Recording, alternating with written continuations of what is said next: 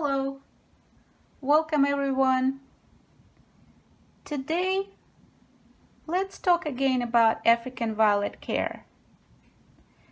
As we know, in order to grow and bloom well, African violets need certain conditions, including light, temperature, humidity, air quality, growing medium, nutrients, and water.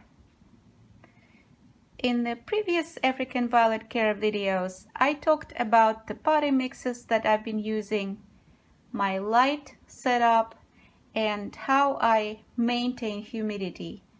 These are available in the African violet care playlist. In this episode, we'll take a closer look at the growing temperature. Most of African violets are known to prefer a temperature of about 70 degrees Fahrenheit, and they will do relatively well in temperatures between 60 and 80 degrees Fahrenheit, with the exception of the species varieties, which prefer cooler growing conditions. All of my plants are African violet hybrids. I don't grow any species. So this is what I will be covering today in this video. My previous home, being equipped with the central AC system, I was able to provide a controlled environment for my plants, with the temperature set up not to fall below 65 degrees Fahrenheit in the winter and not to rise above 79 degrees Fahrenheit in the summer. About 2 months ago, we moved to a place without central AC, and the inside temperature here sometimes falls below 60 degrees Fahrenheit at night, especially now during cooler growing season here in Southern California. And during this transition, I started noticing changes in my plant's growth. And I wanted to capture them on video for you to show the impact of cooler growing temperatures. So, how cold is too cold for African violets?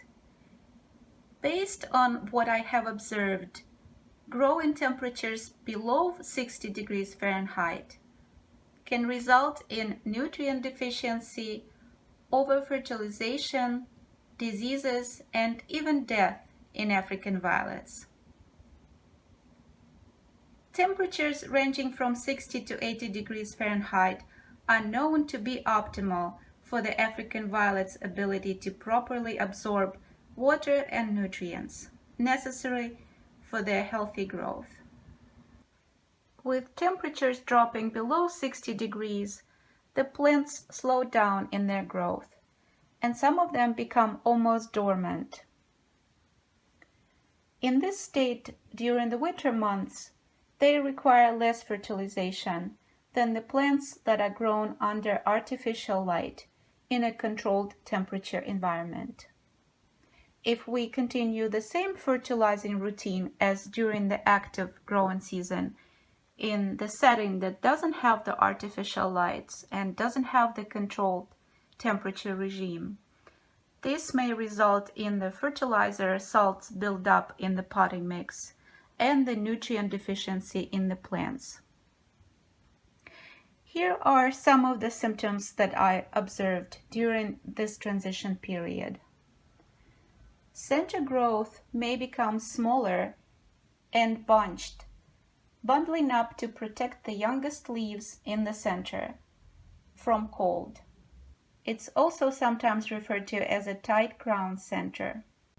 This is a young starter plant of Allegro Aspenglow.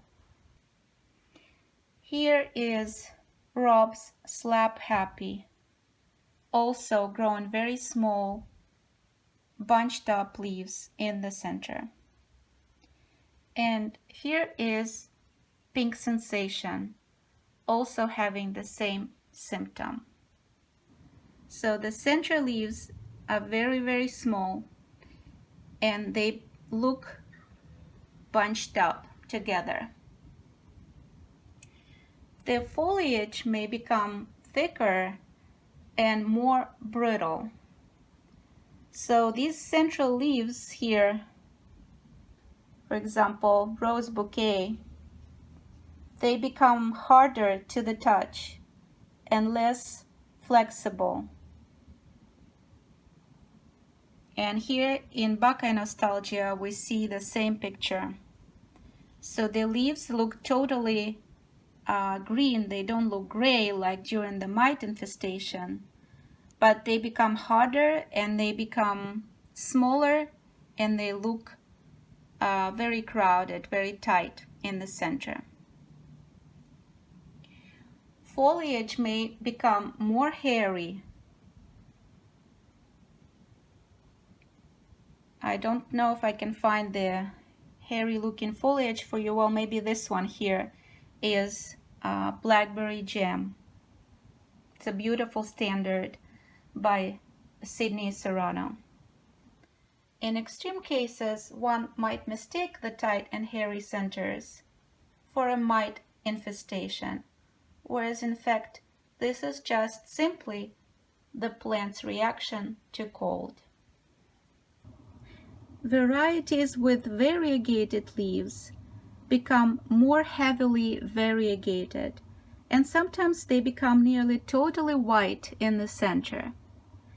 Here is Happy Harold, and look at the lack of chlorophyll in these leaves.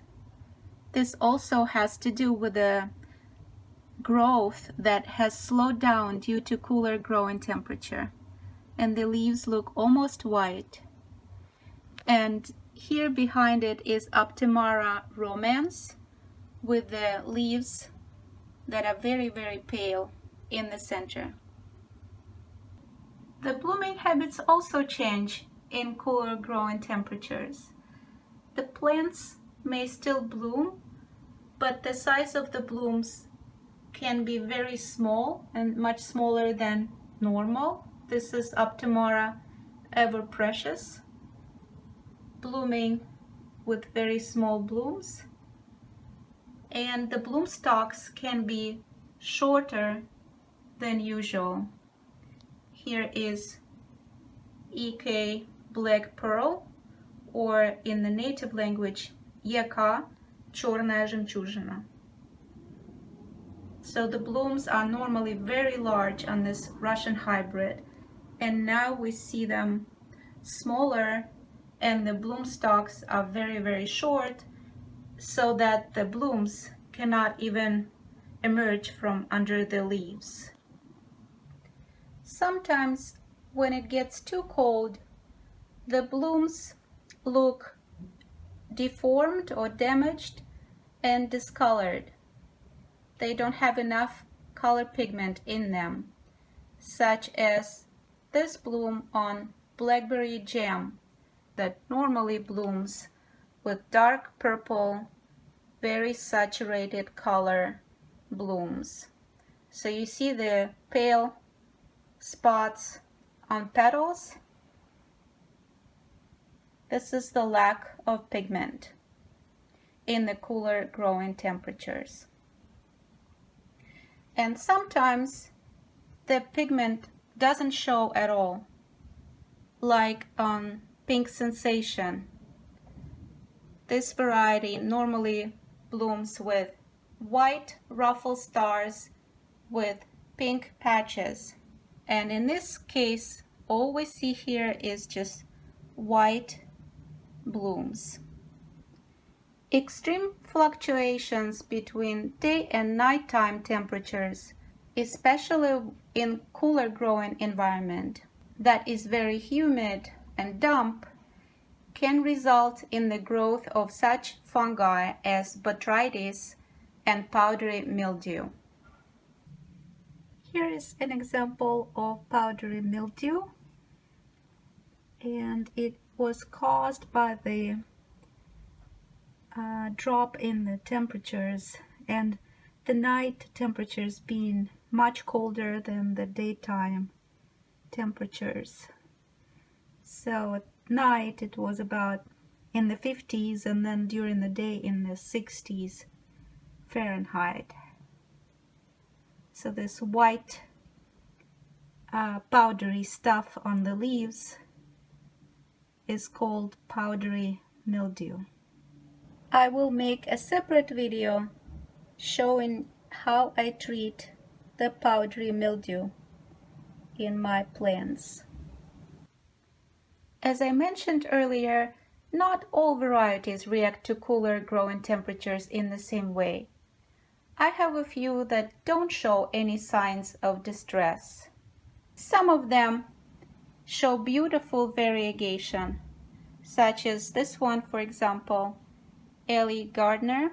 It's a standard trailer, or Hunter's Elk Ivory is showing beautiful variegation. And here is a non-variegated plant that also seems to be doing rather well in cooler temperatures. This is a large standard called Blue Lace, and it's finishing blooming. The green edge on the blooms also shows more prominently in cooler growing temperatures. This is a standard variety called Ancient Lace, showing nice green edge on upper petals.